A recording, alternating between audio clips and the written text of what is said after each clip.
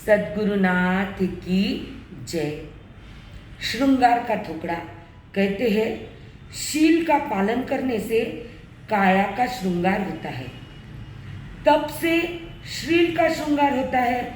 हम जितना तप करेंगे उतना हमारा शील मजबूत बनता है।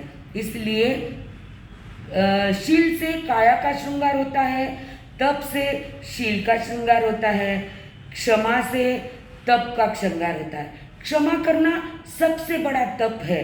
अरे उपवास एकासना तो कोई भी कर सकता है, पर क्षमा करने वाला महावीर कहलाता है। इसलिए क्षमा से तप का श्रृंगार होता है। ज्ञान से क्षमा का श्रृंगार होता है, क्योंकि जब तक हमें क्या हमारे लिए गलत है, क्या हमारे लिए सही है, यह ज्ञान हमें नहीं होगा, तब तक हम क्षमा नहीं कर पाएंगे। इसलिए ज्ञान से क्षमा का श्रृंगार है। क्रिया से ज्ञान होगा तो ही हमें क्रिया का पता चलेगा।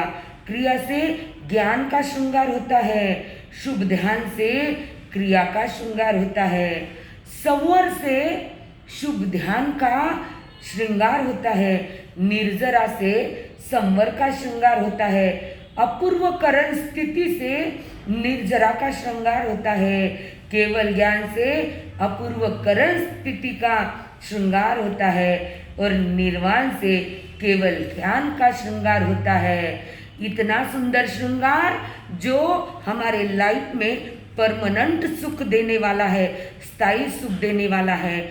यह गले का हार, कान में पहने हुए टॉप्स और नाक में पहनी हुई नथनी तो थोड़े देर का श्रृंगार हो सकता है, पर हमारी यह आत्मा का श्रृंगार जो हमें भव में उच्च स्थान देता है, यह श्रृंगार यदि हमारे जीवन में हम आत्मसात कर लेते हैं तो केवल ज्ञान भी हमारे लिए दूर नहीं है। सेवम बनते